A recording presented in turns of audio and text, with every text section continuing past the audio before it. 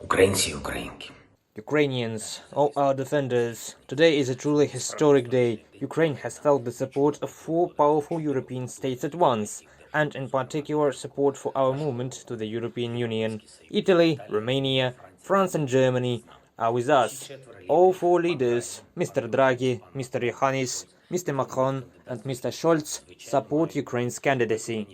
Of course, all relevant procedures must be followed, and all EU member states must join, but at our meeting today a big step was made, a step forward.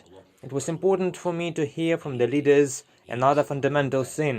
They agree that the end of war and peace for Ukraine must be exactly as Ukraine sees them, as our people see them. I am grateful to Italy for its principled political support, macro-financial and defense assistance. Historically, we now have the best relations, and I am sure we can do a lot more for our nations. I am grateful to Romania for the defense assistance and assistance in the transit of our goods, including grain. We agreed to increase export capacity through the territory of Romania. France will provide additional Caesar artillery systems. This is very important for our defense. Also today, President Macron openly said that the European support for Ukraine should really demonstrate that we defend the same values, defend Europe together. Germany has confirmed the provision of air defense systems for our country and further support. By the way, when four leaders arrived in Kiev today, it coincided with the beginning of the air raid siren. Russia has created a background for everyone to hear these sirens, to create a tense atmosphere.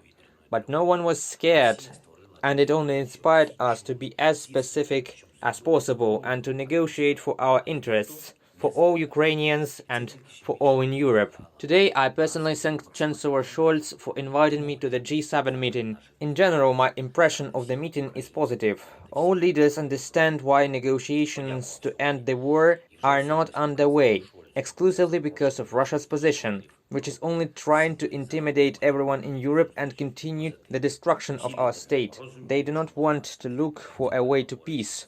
This is an aggressor who must decide for himself that the war must end. We will continue to fight until we guarantee our state full security and territorial integrity. We talked today about the preparation of a new sanctions package against Russia. We talked about overcoming the food crisis provoked by Russia. The resumption of exports of Ukrainian agricultural products is vital for dozens of countries. And there is only one reason why the food crisis has become possible at all. Russia is to blame and no one else. All leaders already recognize this. We talked about the reconstruction of Ukraine after the war. We have very specific views of partners on this. I believe that it is not a coincidence that the situation with gas in Europe has worsened today. The price has jumped again. Russia has done this on purpose, restricting supplies to harm Europe, to strike at Europeans. Gazprom is simply pulling on the gas chain in which they have been trying to shackle Europe for a long time. And this is another argument in favor of the fact that Europe must now switch to life without Russian gas. There should be no such dependence. Tomorrow and the day after tomorrow, there will also be a lot of news for Ukraine, and I believe that they will be positive. I really believe that. I would like to emphasize once again that all this is possible first of all thanks to our heroes, thanks to each and everyone who protects us from Russian troops. Today the Ukrainian army is fighting in the conditions of a significant quantitative advantage of the enemy in technology, in artillery systems.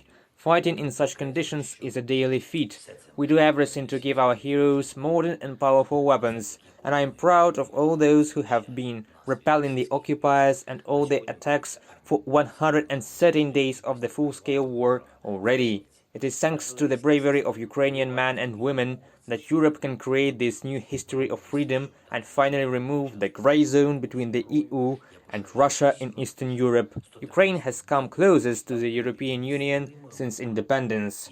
Eternal glory to all who are fighting for Ukraine. Eternal memory to all whose lives were taken by these occupiers. Glory to Ukraine.